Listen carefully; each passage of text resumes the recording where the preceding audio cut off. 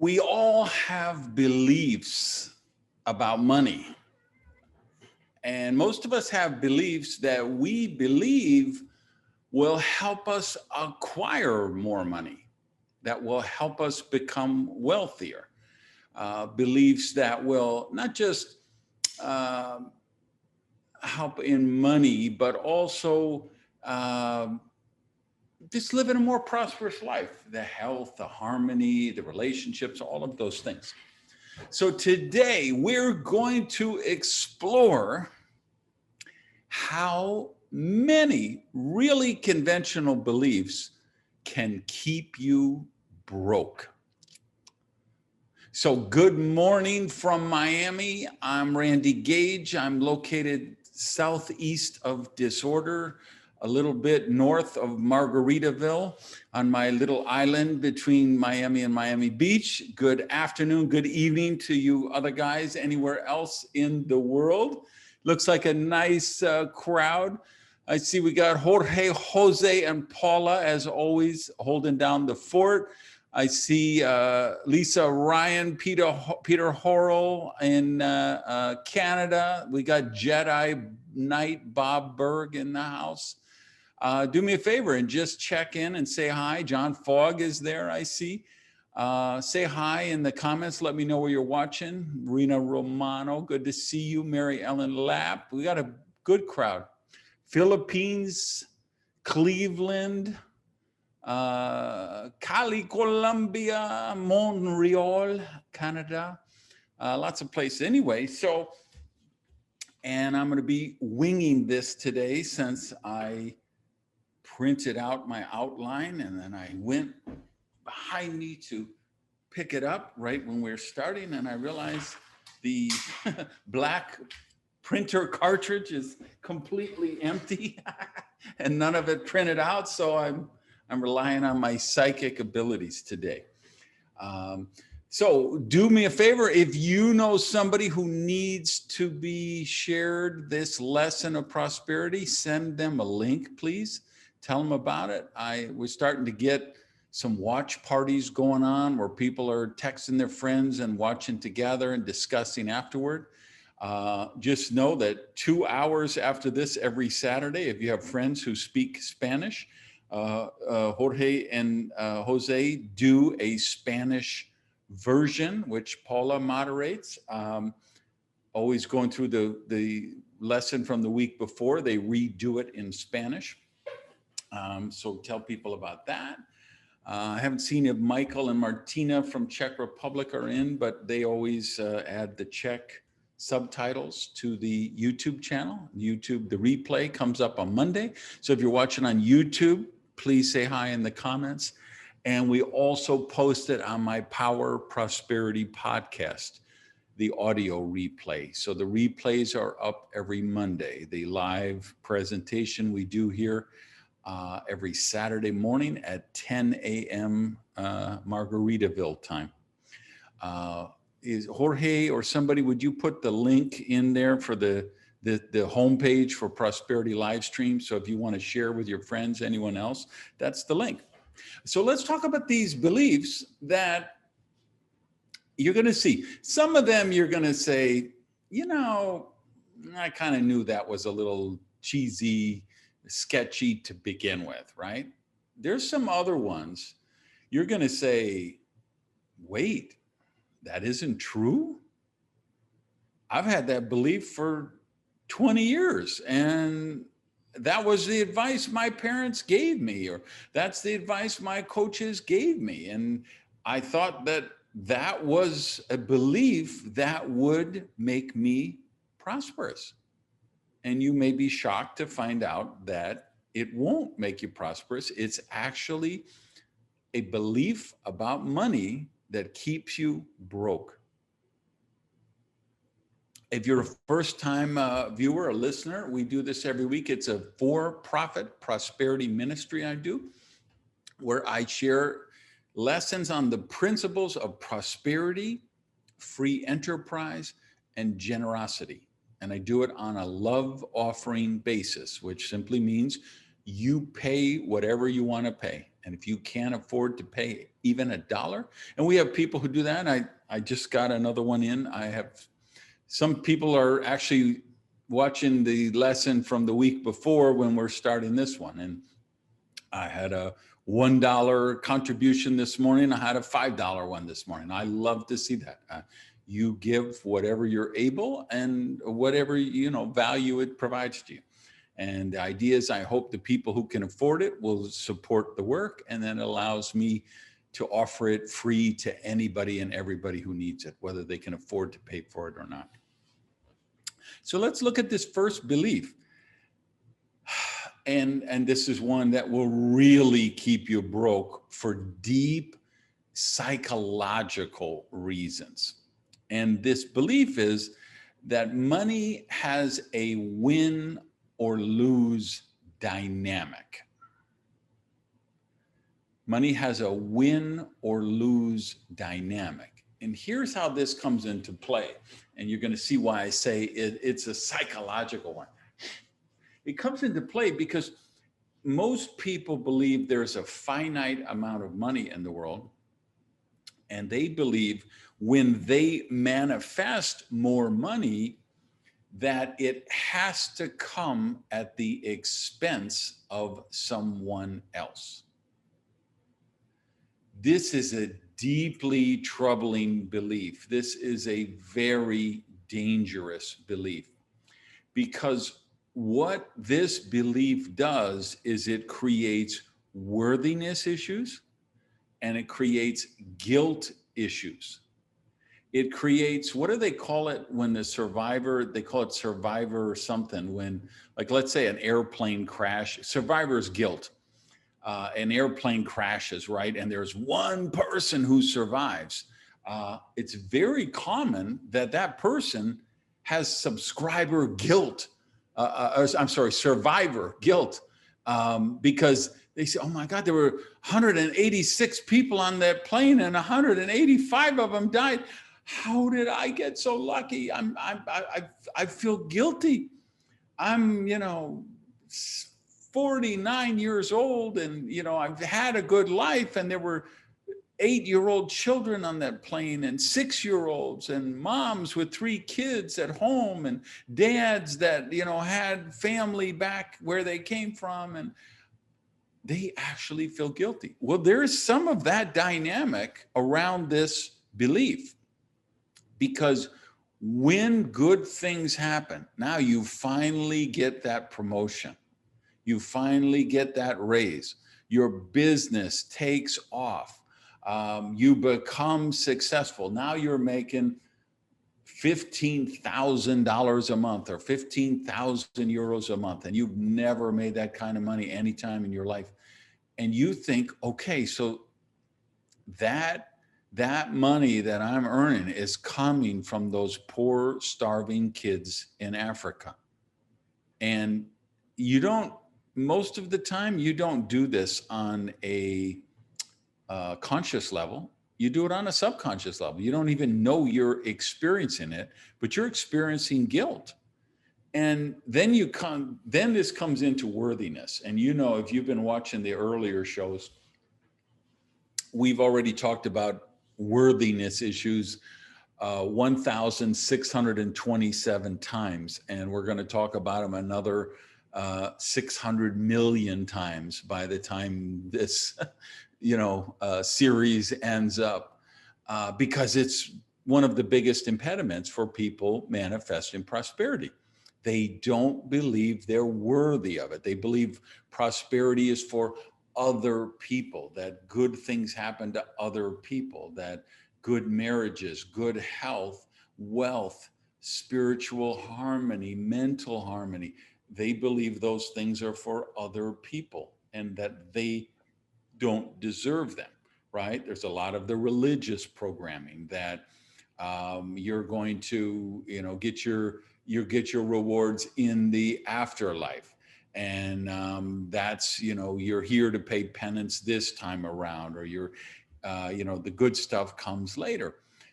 That can all spin off of this belief, because nobody wants, almost, unless you're a sociopath, You do not want your good to come at the expense of somebody else.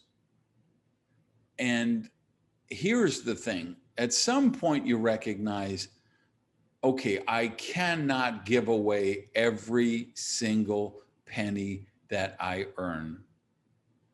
At some point you recognize I cannot solve every crisis in the universe. I cannot adopt all. Bob Berg has already figured out, I'm sure, he cannot adopt every stray kitten, every stray puppy that finds its way to Central Florida. He cannot fund every animal relief effort everywhere on earth, right? You learn, okay, I can't feed all of the starving children in Africa. I can't save all the rainforests. I can't help all of the abandoned pets. I can't help all of the abused children. I can't help all of the abused women. I can't help, so you realize, okay, no, I guess really the best thing I can do for the poor, the starving, the downtrodden, the exploited is to not be one of them. Did you get that? Give me a thumbs up on the screen if you really got this, okay? Good. So you recognize, okay, I can't save everybody, and it doesn't mean because I'm manifesting good that more people have to suffer. You start to recognize, wow, if I can create a prosperous life, I have the ability to help those less fortunate than myself. I remember the days, you guys in Miami will know this, the Sears department store in Aventura Mall. When it first opened, they were a payment station for Florida Power and Light. And I remember the day. So my light bill would be due on the 10th. So on the 9th, I would call and say, can I get an extension? I have some problem with my work. And they say, okay, yeah, we can give you till the 20th, let's say. So then I get to the 20th, I call and they say, okay, we could give you 48 hours more, but then we're really going to need the bill paid.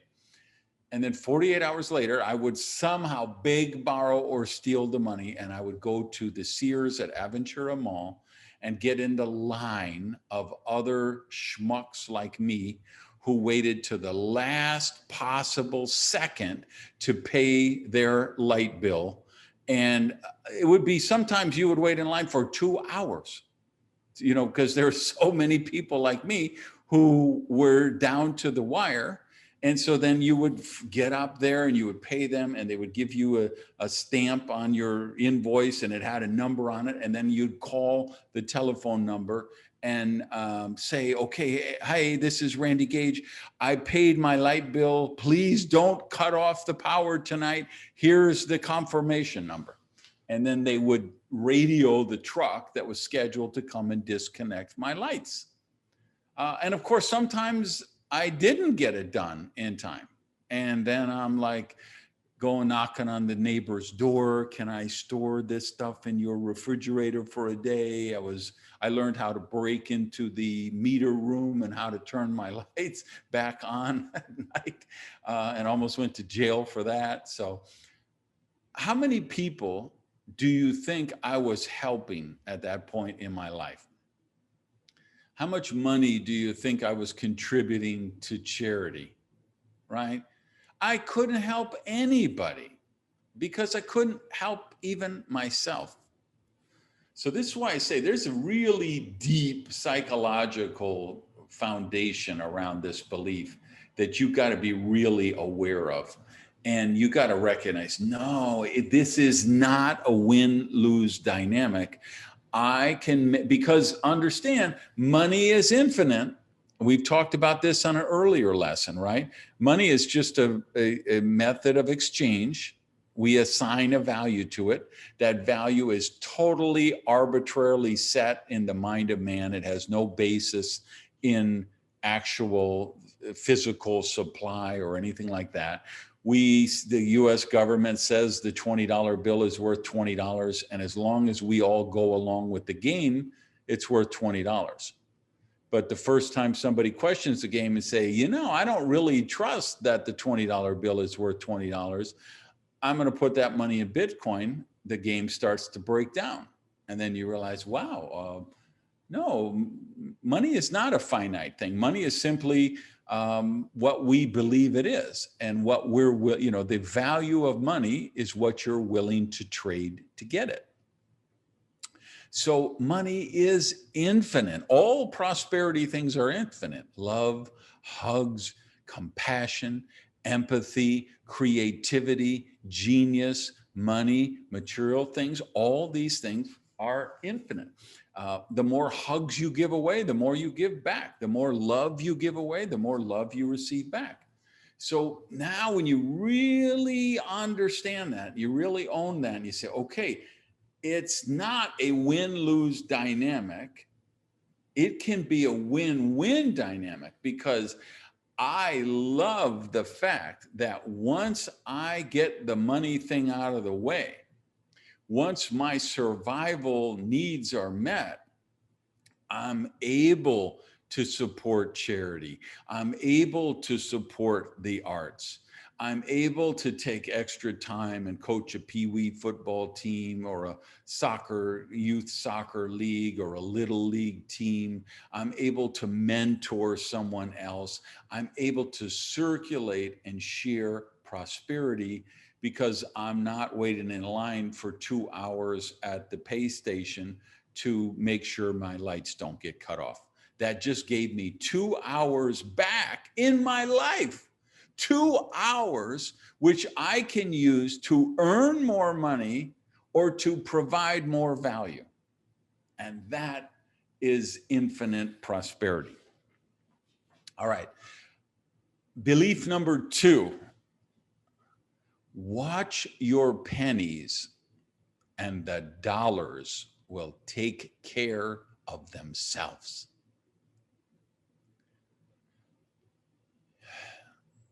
I'm sorry, that's BS. I'm calling BS on that. And this is one of these conventional beliefs that have been around for decades.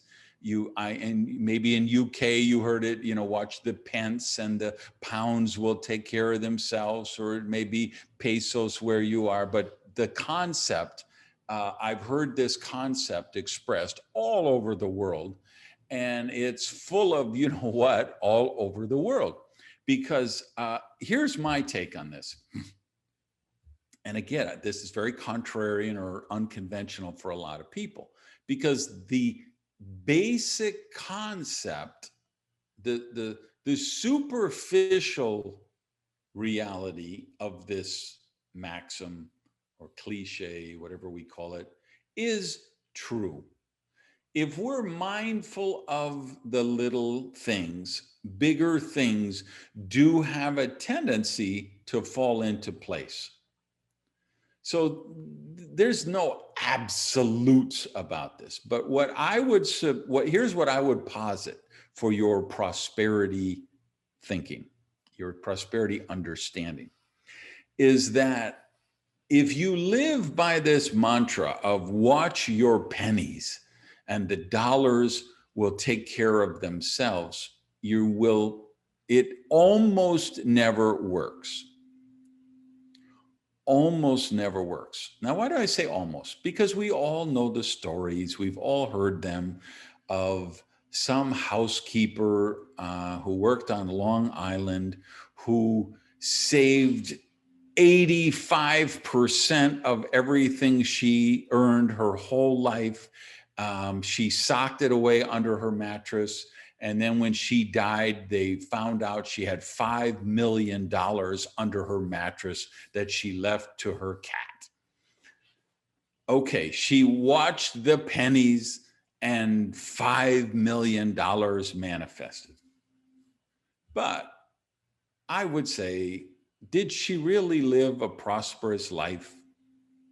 The fact she never took a vacation once in 40 years, the fact that she never had a facial or a massage, the fact that she never paid the regular price and went to see a play or a movie or an opera in the theater. You know, my mother waits. She used to, you remember when it was DVD, she would wait until the movie became 99 cents at the gas station. And there was no movie. It didn't. This could be Star Wars. This could be, whatever blockbuster movie.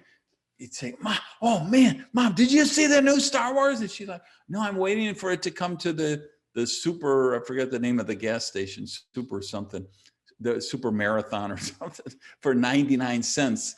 At the Red Box DVD box." That's a choice, right? It's not my job to judge other people's choices. But I'm saying when you look at the big picture philosophy in life, you've got prosperity consciousness or you've got poverty consciousness.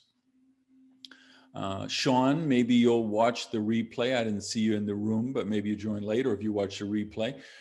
Sean and I are always talking about, she was raised like I was, coupons and discounts and bargains, and don't pay full price for anything, and find a deal, negotiate everything. And right, you've all seen those people on TV. They go to the supermarket and they buy $300 worth of groceries for $5 because they have spent months accumulating coupons, and they got double value coupons and triple value coupons, and the store is offering a special on that. Okay, that's true. They got $300 worth of groceries for $5. They saved $295 for their retirement fund. Okay, great. If they get joy from that, I'm all for it. But if we're going to talk real world practical application, they might have spent 30 or 40 hours time of their life to earn $295. And how much an hour is that?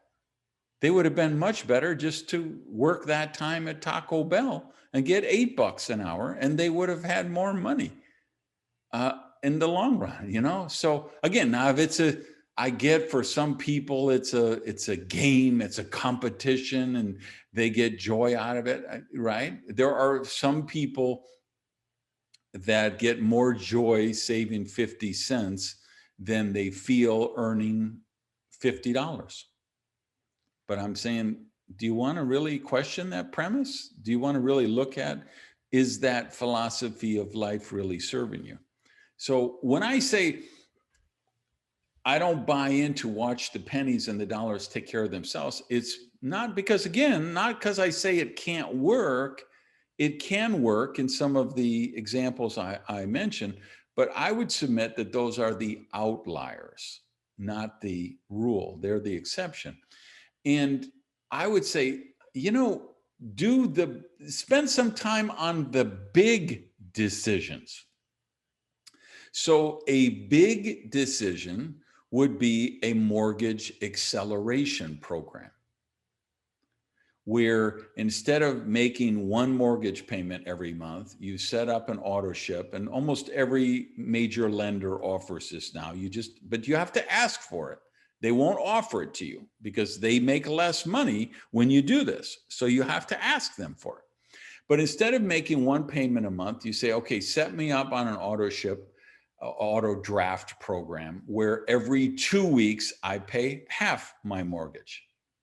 And what that does is it works out to be about an extra payment a year. It also works out to get more money applied to the principal.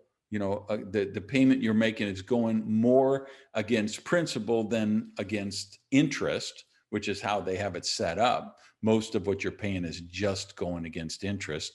That's why it's a 30-year mortgage. So you take a 30-year mortgage and you put it on an acceleration program, and it might go to 23 years or 22 years. And instead of buying a house for $200,000 and end up paying 600,000 or 700,000 over the course of 30 years, you might only pay 500,000. So that's a decision. That's an action. It's worth spending half an hour setting that up. But if we spend half an hour to save $2.12 in coupons, it's a whole different dynamic. So that's why I say, let's be smart about this. Let's put our focus on the big financial decisions. And I talk about these kind of things in my blog a lot. So if you don't read the blog at randygage.com, just go there, search through you can scroll and see a list of all the posts, and there's a lot of good money posts on there. All right, third one is another really big misconception. You can save your way to wealth. That's what most people believe. They believe, hey, if I set aside enough money, if I save enough money, by the time I retire, I will be wealthy and I will be able to have a wonderful, prosperous, joyful retirement life. And if you understand anything about interest rates, finance, and inflation, at this moment in time, you understand every dollar that you have in your savings account right now is losing you money. Your wealth is literally going. Remember when I forget which show I talked about it, but I said the goal that we want to develop is that you wake up every morning wealthier than you were when you went to sleep the night before. We want to put your money to work. We want to put your assets to work. We want to turn things into revenue producing vehicles, right? So like literally, I wake up every morning a little bit wealthier than I was when I went to sleep. And that is just, it's a vicious cycle of good, right? And that's what you want to create in your life. Well, let me tell you a secret. If you have your investment, your retirement in savings, you are waking up every morning poorer than you went to sleep the night before. Because when we factor in actual inflation, the actual buying power of that money, you lost ground when you went to sleep last night. Because the amount of money that they pay, the amount of interest that they pay on savings right now is negative in relation to inflation. Now, don't hit me up on Twitter and quote me some government statistic. Don't send me any graph that your financial planner gave you. It's bull, because you cannot trust the information put out by governments. Governments lie to you. And I'm not a conspiracy theorist kook. I'm not, marching down to the town city hall to with a pitchfork to go after my council person. I know the reality of the thing. If you watch the consumer price index, you will notice that it changes every year. What is the computer price index?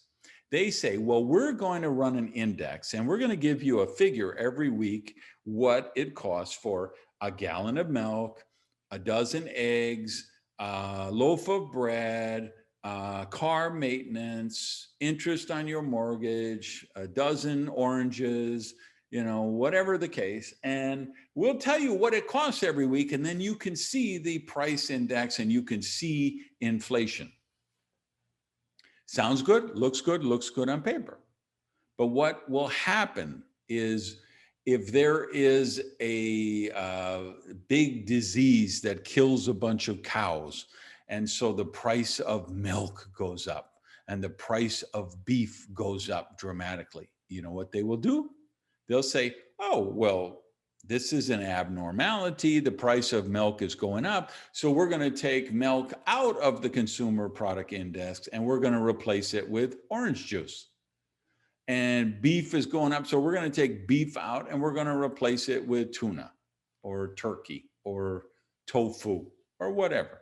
And they will keep changing whatever is in that index every time they need to make it look like the inflation is not as bad as it really is. And some of you watching this, you're in Venezuela or places where you see, you know, the government, it's so bad the government can no longer hide it. In Russia, the situation is so bad the government can no longer hide it. In North Korea, they can't hide it, right? They can do all the propaganda in the world, but it's so obvious that nobody can even, you know, be fooled by it. Whereas in Australia and United States and the United Kingdom and Germany and all these first world democracies and republics and what they lie. And they lie just enough to be believable, and most people believe it. You cannot have money in savings at this point. That may change at some point. Right now, the cost of money is zero. Interest rates are essentially zero because of the pandemic, because of the worldwide economic meltdown. The US is, you know, on 10 minutes away from passing a $1.9 trillion stimulus package. We're just going to throw another $2 trillion into the economy. That's why Bitcoin is at $50,000 yesterday. I don't know what it is today, but I think yesterday or the day before broke 50K. Why? Because people who understand money realize, wow, the government is printing, the US government is printing another $2 trillion and going to drop it from helicopters? What is that going to do to inflation? What is that going to do to the value of the US dollar? Right? So you got to understand that the cost of money is essentially zero. So the interest that you get paid by money versus what you could do if you invest that money is night and day. If you put it in a savings account, you're losing. You can invest it, so you're gaining. And I'll give you a little more on that when we get to the assignments. If you're wondering, okay, well, how do I do that? Fourth belief, that very common belief, is that rich people think about money all of the time. Another way this manifests is people believe, they'll say, all rich people, all they think about is money. Rich people, all they care about is money. See, this is not an abstract theory for me. Why? Because I have been very, very rich and I have been very, very poor. And I can tell you, when I was very, very poor, I thought about money all of the time. Again, what are you thinking about if you're in line at the utility payment station, wasting 2 hours of your life because you're desperate to make sure they don't cut off your power that night? What are you thinking about when you know you're 6 days overdue on your rent and you got to tiptoe past your landlord's door because if they know you're coming in, they're going to come out and ask for the rent money? What are you thinking about? If you don't have enough money for the groceries you need for your children, what are you thinking about? If you don't have money for your kids' college education, what are you thinking about? Poor people think about money almost all the time. And once I became wealthy, I almost never think about money. I think of the days when I was poor, and I would meet someone for lunch, and and I'm just thinking, oh my God, I hope they're okay to split the check. I hope, because my God, they ordered an appetizer, and that's like $5 for that guacamole chips thing they ordered, and I don't, I only have $11 total that I could spend on this lunch. And they're ordering dessert and appetizer and whatever. And I'm ordering the cheapest thing on the thing and water because I don't have money. What if they want to split the check instead of go separate? you know I, what, how am I supposed to enjoy lunch if all that crap is running through my mind? How are you supposed to enjoy lunch if all that crap is running through your mind? Right? This is a reality. So one of the things you hear me say over and over again is, the goal of these lessons every Saturday is I want to help you get the money thing out of the way. So when you go into Red Lobster, you should be looking at the left side of the menu, not the right side of the menu. You should be choosing, do I want the popcorn shrimp or do I want the shrimp scampi? You should not be saying, well, the popcorn shrimp is $9 and the scampi is $11, so I better order the $9 one. That's no way to live. And I understand there may be times in your life where it's prudent to do that. I get that. I did that for 30 years. I'm not one of these arrogant people born into privilege, who has a Pollyanna view of the world. Remember, I was broke, poor, destitute for the first 30 years of my life. I know what it is to roll up 2 rolls worth of pennies and go buy $1 of gas. I've done that in my life. So I'm trying to give you the real world talk here, not the Pollyanna stuff. So the goal is, hey, let's get the money thing out of the way as soon as possible, because if we can get the money thing out of the way, then you're going to be able to live from prosperity consciousness, not poverty consciousness. Another big one you hear a lot is money changes people. Let's dig deep into the psychology of this one again.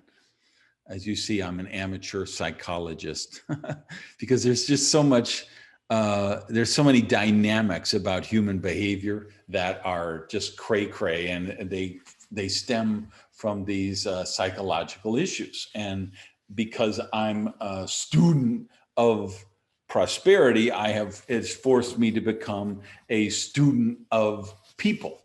And being a former drug addict, being a former alcoholic, I know all of the mind games we play. I know all the mental craziness we play. And here's where I think this comes into play. Like, one of the things that I did that turned my life around was I moved out of the house when I was 15. And when I was 16, I moved down to Miami. And I got away from everybody in my family. Now, don't get me wrong. I love my family. I love everybody in my family.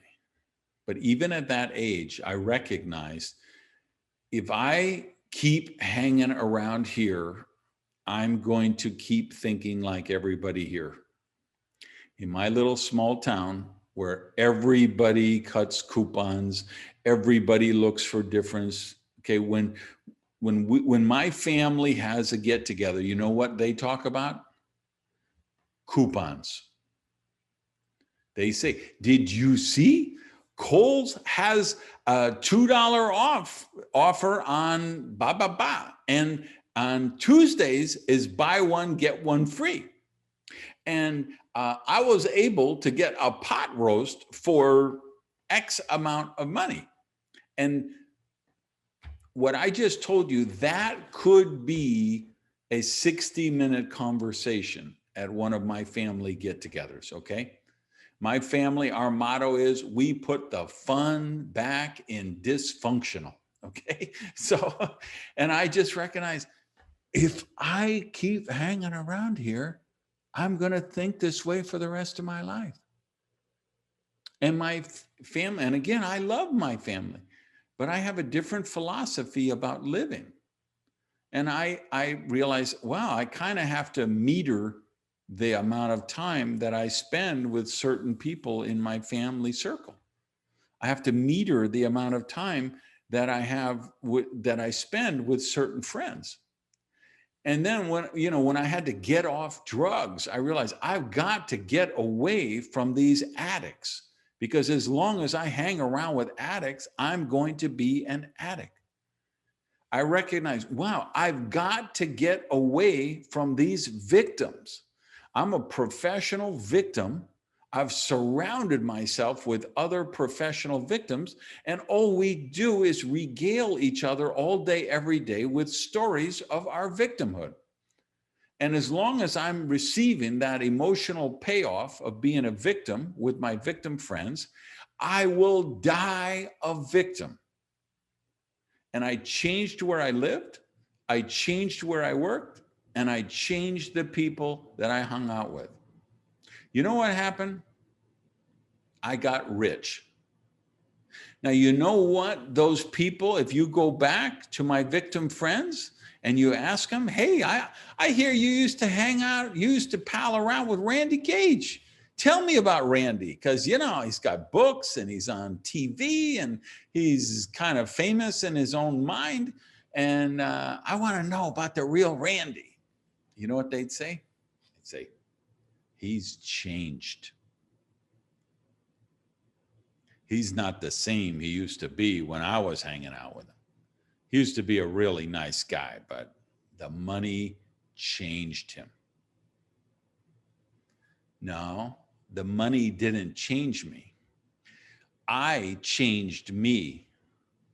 And when I changed me, I was able to attract and keep money. Do you guys really get that? All right. You guys watching on the replay on the YouTube, put a yo in the comments if you really get it. Right. And you guys, same thing, thumbs up or a yo in the comments. All right. Money does not change people. Money reveals who those people are. Remember what I said last week. There are random events, but there are no random lives. Next belief, very common one, money solves all your problems. I don't have to go into detail on this because we covered it in one of the lessons a week or two ago. Money doesn't solve all your problems. Money solves your money problems. So it is true. Money does solve your money problem, but it doesn't solve your other problems. It doesn't matter how much money you earn. If you're using your work as an excuse to get away from your marriage, it doesn't matter how much money you make in there. It's not going to make your marriage any better. If you have a dysfunctional relationship with your daughter or your son or both, and you get $80 million on the scratch off lottery tomorrow, your relationship with your children is not going to be any better. In fact, it might get decidedly worse very, very quickly. All right. Next belief, money is evil. And we could be semantic. Now, this is one of those maxims that come from the Bible. And so the biblical interpretation is the love of money is evil. So be aware of that context, but remember, money is just a method of exchange.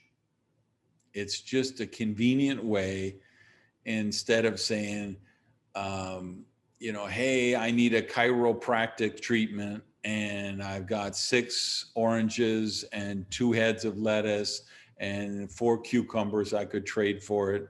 Maybe my chiropractor is allergic to cucumbers and she doesn't like them.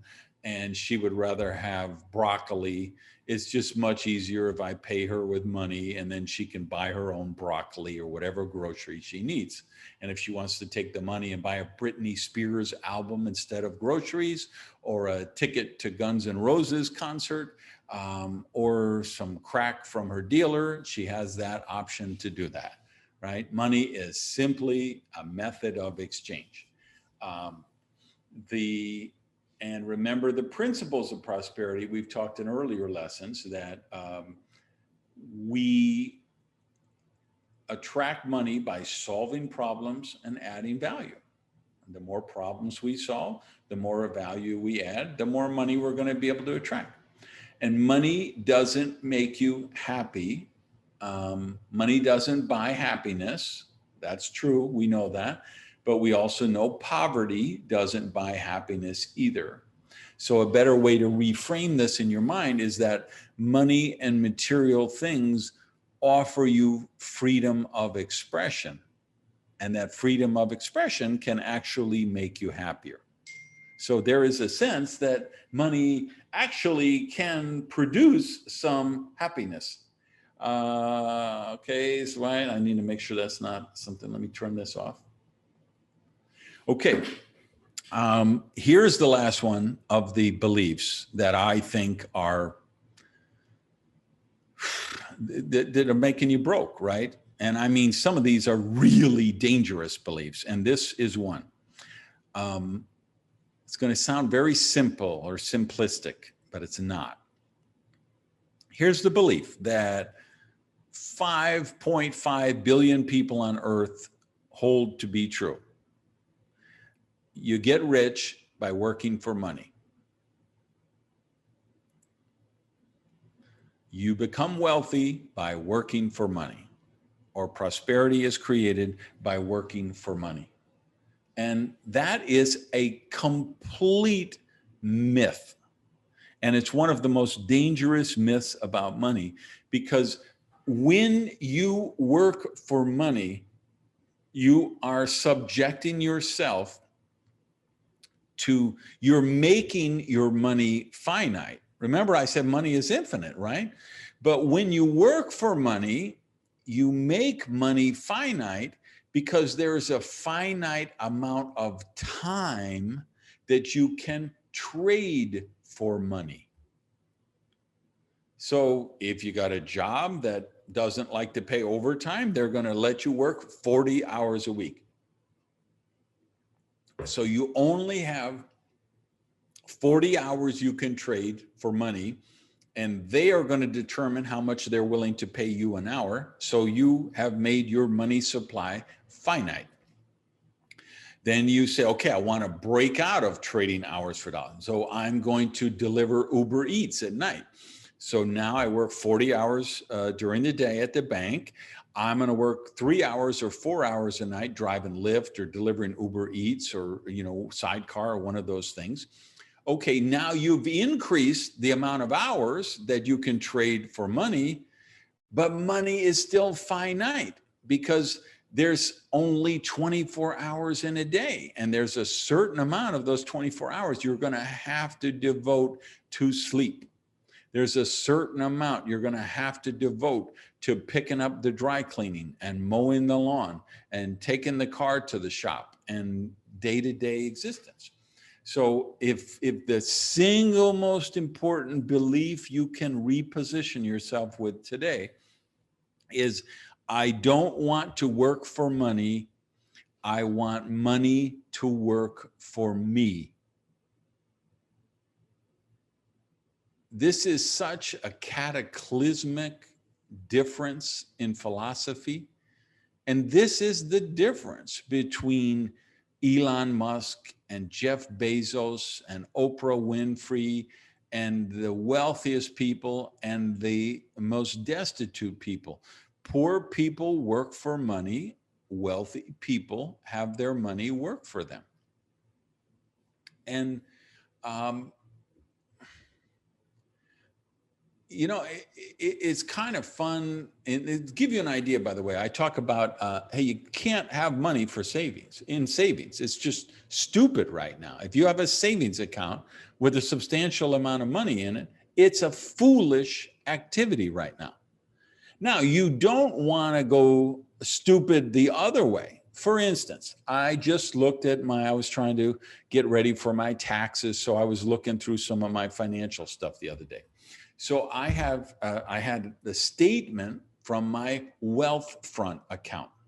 Now, Wealthfront is an automated investment platform. They use algorithms in other words, it's machine learning. There's a computer investing the money in my wealth account.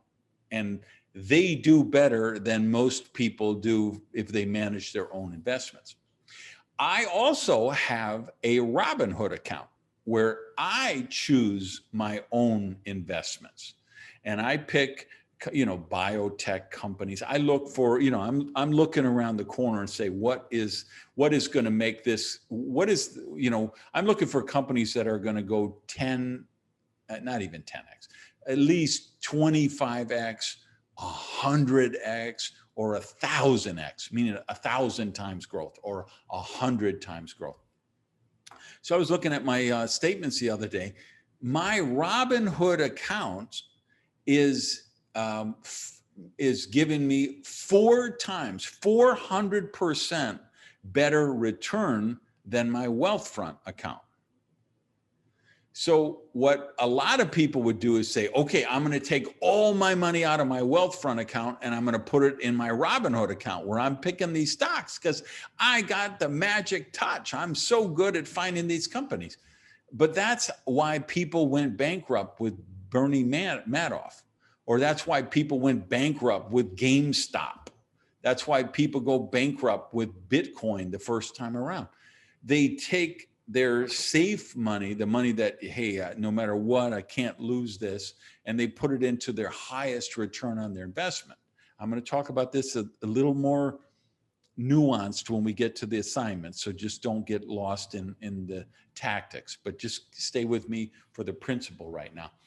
So even though my Robinhood account is making 400% more growth than my Wealthfront account, I'm not taking any money out of my Wealthfront account because that is my security money, meaning it's because those algorithms make sure I never lose that money. Because again, they can do it smarter than I can. They can, and they switch up the investment, in milliseconds, watching the market where it goes. It's artificial intelligence, essentially being developed here. So I've got my money working for me, but I'm also not foolish, meaning I've got a percentage of my investments that are not in high risk, high reward category. And you want to diversify. So what we want to do is we want all of our money to work for us, but we understand that some of it is going to be, we want 0 to no risk, even though it's lower reward. And then we're going to take a percentage of our money and we're going to put it into higher risk, higher reward, and probably some in medium risk, medium reward. And as you get older, as your finances increase, you will adjust the percentage of that based on your goals and where you are in life. And I'm going to give you a resource for that in the assignment. So just don't worry about that. I'll tell you where you can learn more about that. But the big picture is, hey, prosperity is not created by working for money. Wealth is created by your money working for you. All right, here's your chance to contribute, support the work. If Paula or someone, can you put the Go page in the comments? If you go to randygage.com/go, that's where you can support the work and make a contribution. You can set it up on PayPal to do it every week or every month, or you can, one time. Again, this is a total love offering. You pay what it's worth. If you're tithing, you tithe. If you just want to support the work, that's the page you can do it. Credit card, Venmo, Go. There's all kind of options there. So if you want, whatever you want to do, we're going to read the offering statement and support it. And you see my crack commando team has made these gorgeous slides. This is turning into a high class event. All right. So, but I, money is energy. So I like to bless these payments and offerings and tithes every week. So if you want to read it with me, we're going to send all this energy around the world through the internet. Prosperity begins with me.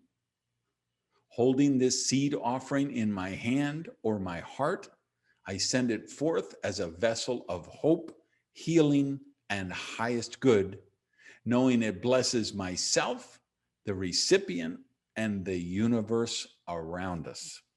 And so it is. Okay, let me give you your assignments for this week. There's only 2 of them, okay? Assignment number 1 is, I don't know how many, because I think it was 6 or 7. I think it was probably 7, but remember, I was doing these from my mind because my printer died on me. So whatever it was, the 6 or 7 beliefs, I want you to do a true false test for those beliefs. Now, when I say a true false test, I mean, before this lesson, did you believe they were true or false? Because this will tell you how big of a breakthrough this session might mean for you today. So in other words, you go back and you say, okay, did I used to, before this class today, did I believe that you became rich by working for money? True, I did. Okay, check that. Did I believe that money is evil? Did my parents teach me, watch your pennies and the dollars will take care of itself? Did I believe that? So go through those and rate yourself on the true false, because there's a lot of clues there that tell you if your beliefs are keeping you broke. How many of those bad beliefs about money did you believe when this lesson started? And then homework number 2, I want you to really work on it the whole week, is I want you to start or update your wealth building plan. So you look, and now let's be honest, most of the world does not have a savings account. So do you have one? So if you say, the truth is, I'm like 90% of the people on earth, I don't even have a savings account. I'm broke. I've been spending every dollar as soon as it came in, it goes out. If you don't have a savings account, then you actually inadvertently made a smart move because a savings account is a bad thing, right now with the cost of money. But if you do have a savings account, now you got to recognize, hey, Gage just told me I'm actually moving backwards every day on this by having, maybe you got $5,000 in your savings account at your bank, and they're paying you 0.75% interest or 0.5% interest or something. There are accounts like that out there where you realize, wow, if I put that in a wealth fund, and I'm not an accountant, I'm not a lawyer, I'm not a financial planner, I'm not giving financial advice. I'm giving you my philosophy of finances. So please use your professional advisors for that stuff. But what I want you to do is recognize, okay, I need to process the information that I'm reading from these advisors and accountants and people like that. And I need to question the premise. Do they make money by giving me certain advice? Do they make more money than if they gave me different advice? Where Gage doesn't make any money off what he tells me. He has no reason to lie to me. He can just tell me, here's what what I'm sharing with you. This is what I do myself. So the resource that I told you about is a blog post that I wrote at the start of the year. So you just go to my website and search the blog for Beat Your Burn Rate. And that is the start of a 3-part series. And I'll show you how you can get a Wealthfront account in there. And I'll show you how you can get a Robinhood account. I will talk about some books that are good resources for it. So I want you, but then, so you go and you read that and you say, okay, so I do have $5,000 in savings that actually is only worth $4,600 since I put it in the bank, because the inflation has actually made the value of this go down. So what's a way that I can take that savings money and put it to work? So when I wake up tomorrow, I will be wealthier than when I go to sleep tonight. All right. So that's your homework. Go to that blog post, read those 3 things. Just so you know, the topic next week is live like a narco trafficker. But I should mention that it comes with an asterisk, okay? And the asterisk is, so it's live like a narco trafficker, but the asterisk is, but legally and lovingly. But I mean, I want to, we're going to talk next week about how you create that level of financial choices and freedom, but do it in a legal, legit way. All right, let's end with our affirmation, and then I will let you go on. And remember that in the screen is the Spanish, in the chat is the Spanish thing. Here's our affirmation. We want to close things out. We celebrate the following truth. We have prosperity because we choose to accept it. We circulate prosperity joyfully, lovingly, and gratefully. We become prosperity by generous daily living. Prosperity surrounds us everywhere in the universe, yet we know it begins with us. Peace, love, and unicorns. Thank you all for watching. I'll see you guys next week.